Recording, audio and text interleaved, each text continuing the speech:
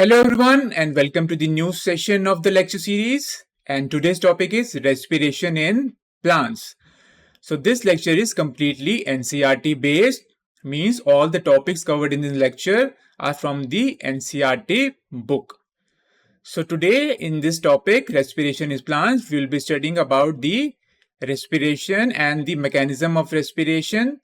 Then we'll be studying about the features of respiration. All right, and then we'll be studying about the types of respiration, which is anaerobic and aerobic, and then we'll be studying the biochemical reactions, okay, which are glycolysis, TCA cycle. All right, so let's start with the brief introduction of the term respiration. All right, so what is respiration? So respiration is, it is a metabolic process, okay, which involves the breaking of the carbon-carbon bonds of the complex organic substances. All right, these complex organic substances or compounds are known as the respiratory substrate. Okay, now what is a respiratory substrate? Respiratory substrate is any substance or any compound, okay, that can be oxidized. Compounds that are oxidized, okay, during respiration. This is known as respiratory substrate. All right, so again, coming back to respiration, respiration is a metabolic process which involves breaking of the carbon-carbon bond of the, again you have to remember, complex organic compounds through oxidation, means it utilizes oxygen, all right, leading to the release of considerable amount of energy in the form of ATP. All right, so during respiration what happens?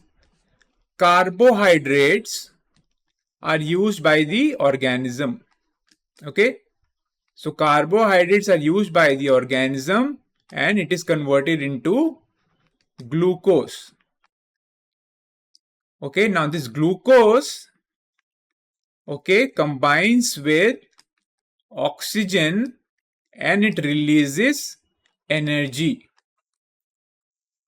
Now point here to remember is that this energy is not freely released in the cell, okay, but this energy is stored, or you can say captured, okay, in the form of ATP, adenosine triphosphate.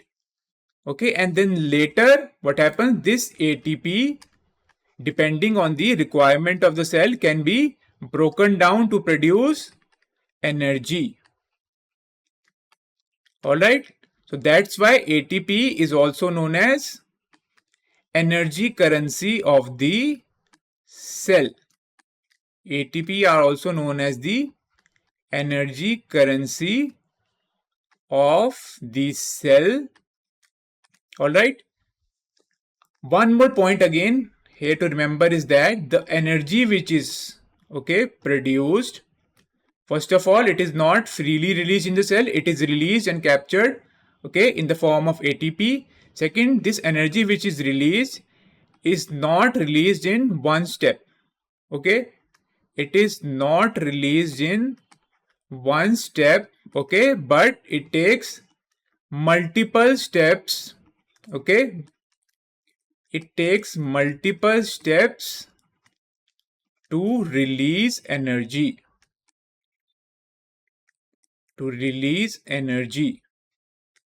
Okay, means an entire biochemical pathway is involved in the production of the energy. All right, so in short you can say respiration is a metabolic process, okay, in which the complex organic compounds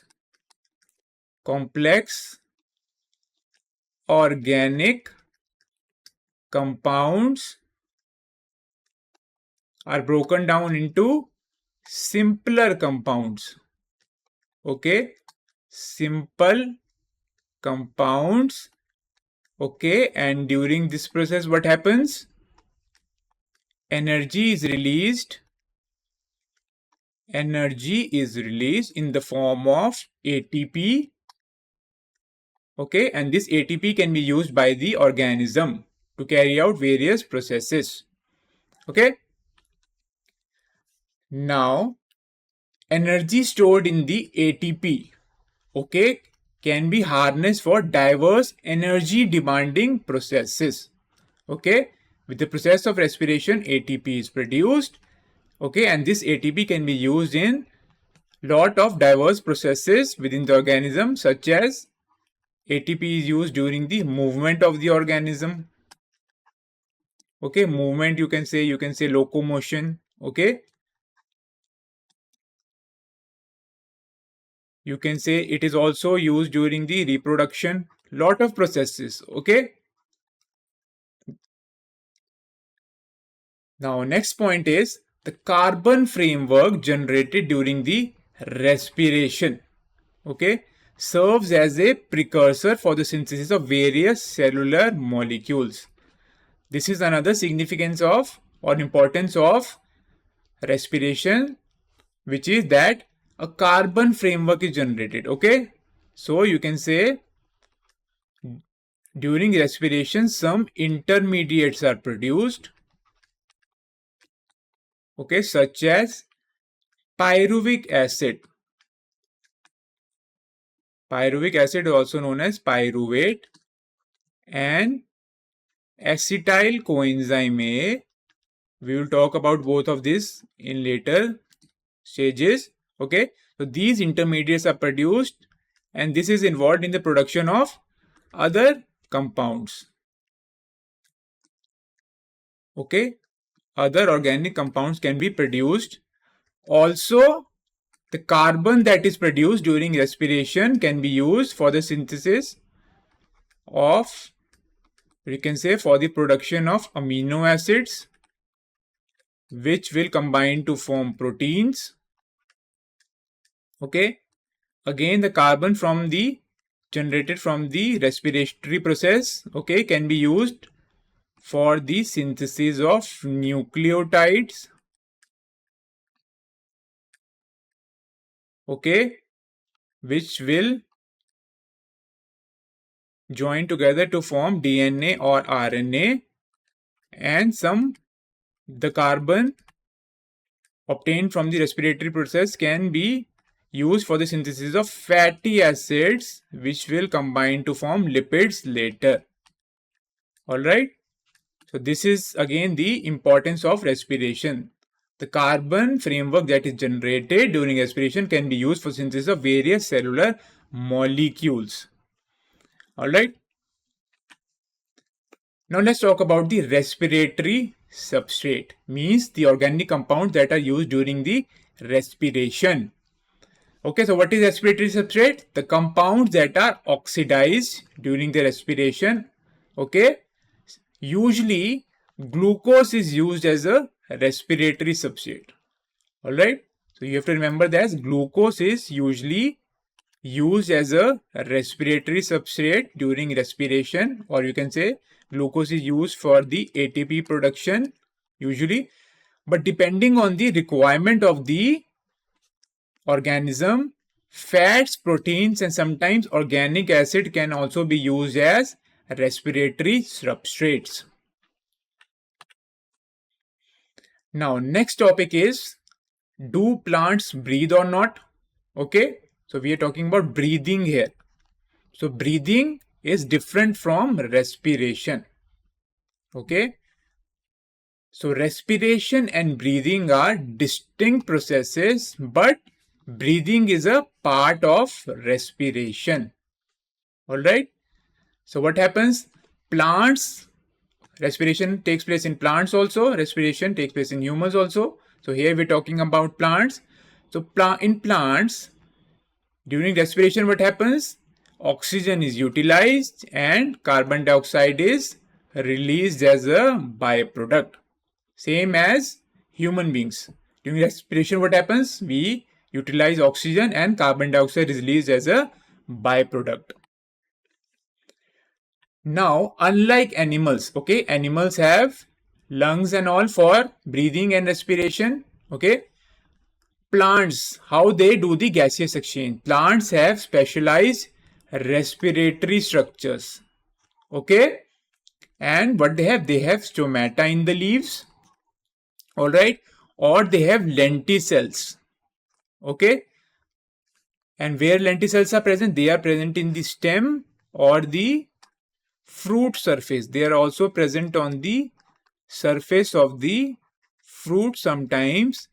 And what they do, they allow the gaseous exchange. All right, so gaseous exchange in plants takes place with the help of stomata and lenticels. What are lenticels? Lenticels are, these are the pores present on woody stems. Okay, present of woody stems and fruit surface. Now next point is the plants undergo respiration. Okay, why respiration is important? To supply energy to the cells, and with this energy, vitality and activity of the plant is maintained. All right. So this was the significance and importance of respiration. Now let's talk about the features of respiration. What are the characteristics of respiration? First is that respiration is an oxidation process. All right. So oxygen is used, okay, for the breakdown of the complex organic matter into simple organic compounds. All right. Second feature is it is a catabolic process. So what does catabolism means? Breaking of the complex organic molecules, breaking of the complex molecules into simple molecules. Okay. So this is known as catabolism, and respiration is a catabolic process. Third is exothermic reaction, means energy is released during respiration. Energy is released during respiration in the form of ATP, and sometimes heat is also produced during respiration. Now let's discuss about the structure of the stomata, structure of the mitochondria.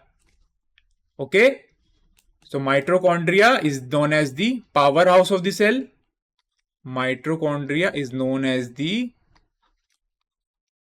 powerhouse of the cell. Okay, because mitochondria is involved in the ATP production. Mitochondria is involved in ATP production, which is the energy currency of the cell. So mitochondria is known as the powerhouse of the cell. So mitochondria is a double membrane structure, means it contains outer membrane and an inner membrane. And the space between the outer membrane and the inner membrane is known as the intermembrane space. All right, this is the intermembrane space. Now, this is the matrix. What is matrix? Matrix is the fluid present within the mitochondria. So it is a fluid present within the mitochondria.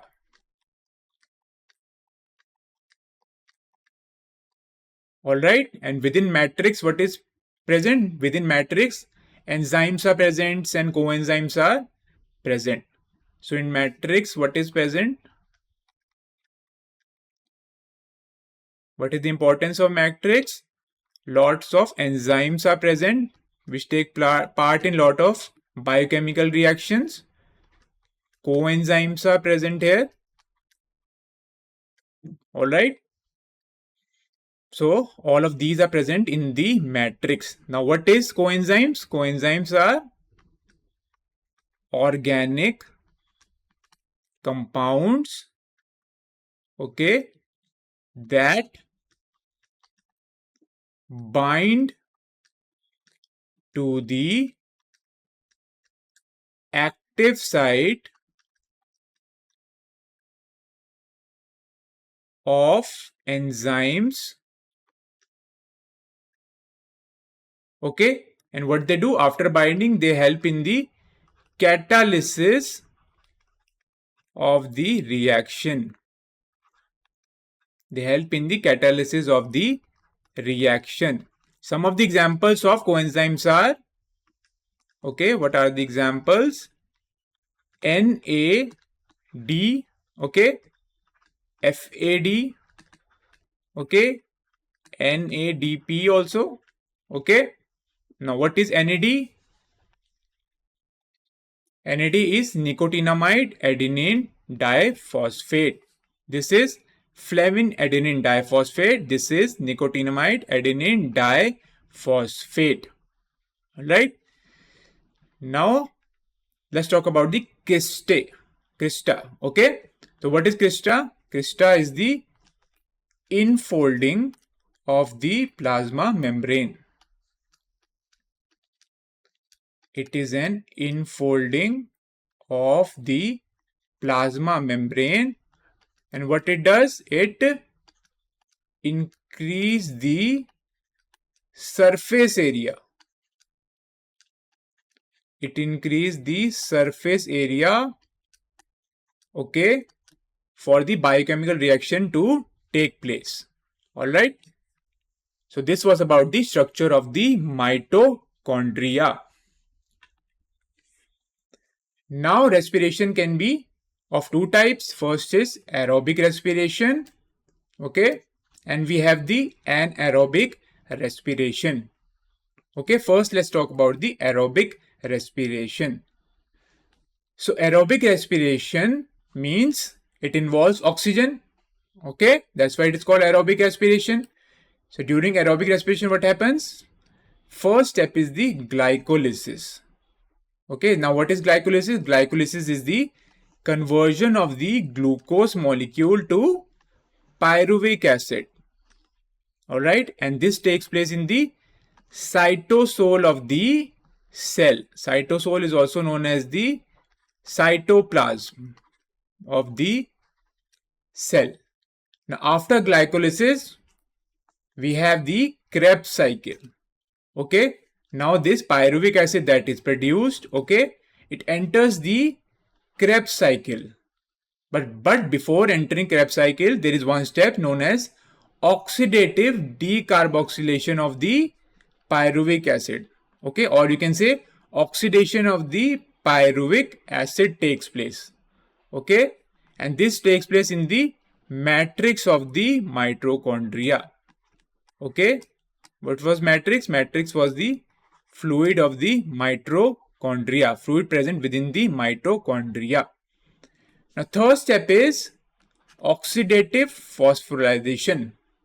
Okay, also you can say it is also known as electron transport system.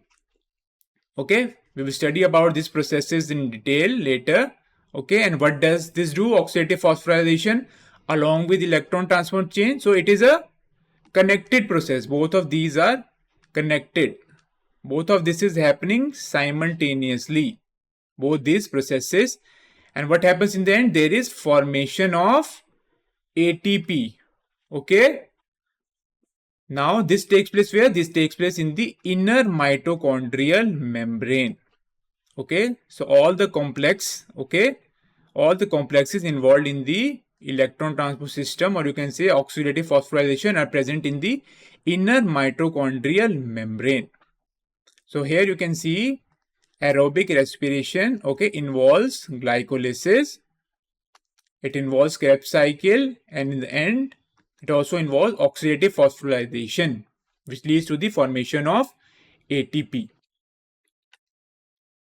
Now let's talk about the glycolysis process first.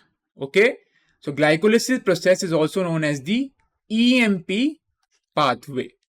Okay, why EMP? Okay, what is the full form of EMP? These were discovered by Emden, okay, Meyerhoff, okay, and third one was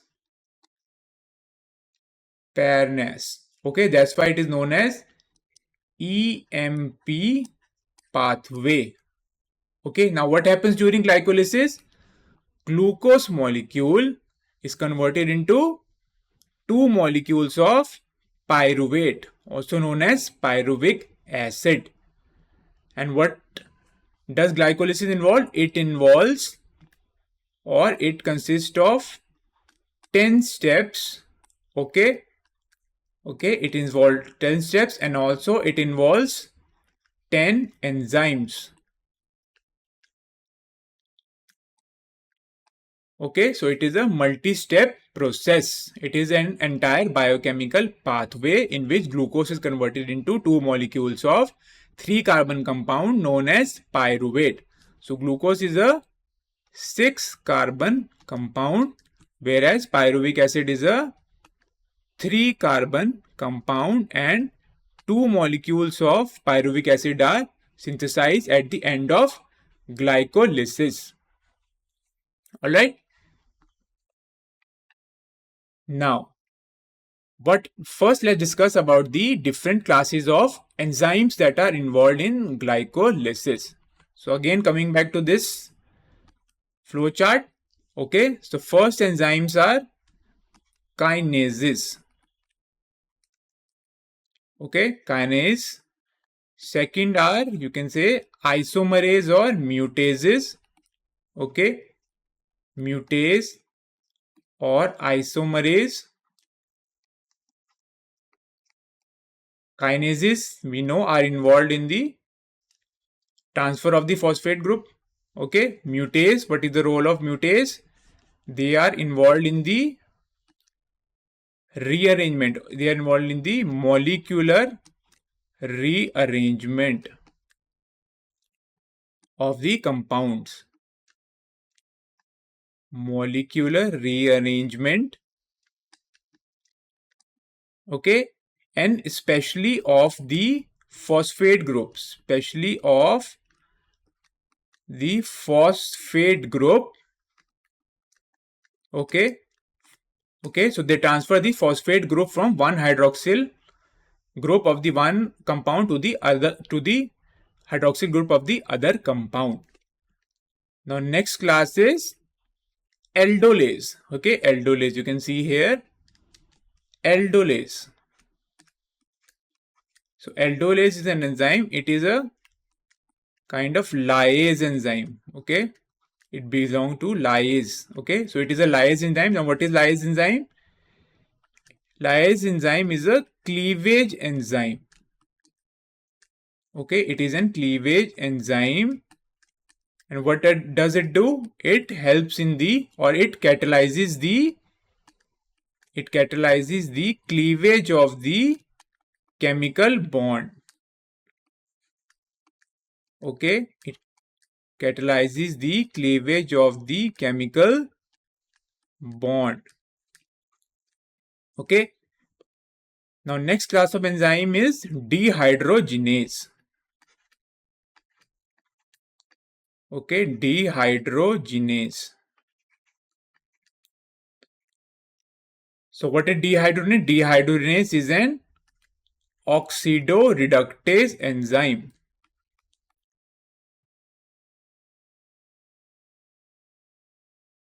Oxidoreductase enzyme means it is involved in oxidation and reduction. So what does dehydrogenase do? It oxidizes the substrate, okay, and it reduces the electron acceptor such as NAD+. Alright, so it is an oxidoreductase enzyme, okay, which means that it transfers, okay, it oxidizes a substance or a compound and simultaneously reduces another compound. Okay, so it gains the electron from the reductant and pass it on to the next molecule. Now another class of enzyme is enolase. Okay, we have the enolase. Enolase, you can see here. So what does enolase do? It helps in dehydration, or it helps in the removal of the hydroxyl group. Okay, and water is released during the process. Okay, so these are the class of enzymes involved in the glycolysis. First one is kinases, then we have mutases, we have aldolase, okay, which is a lyase enzyme, then we have dehydrogenase, and then we have enolase, okay, which is involved in the removal of the hydroxyl group. All right.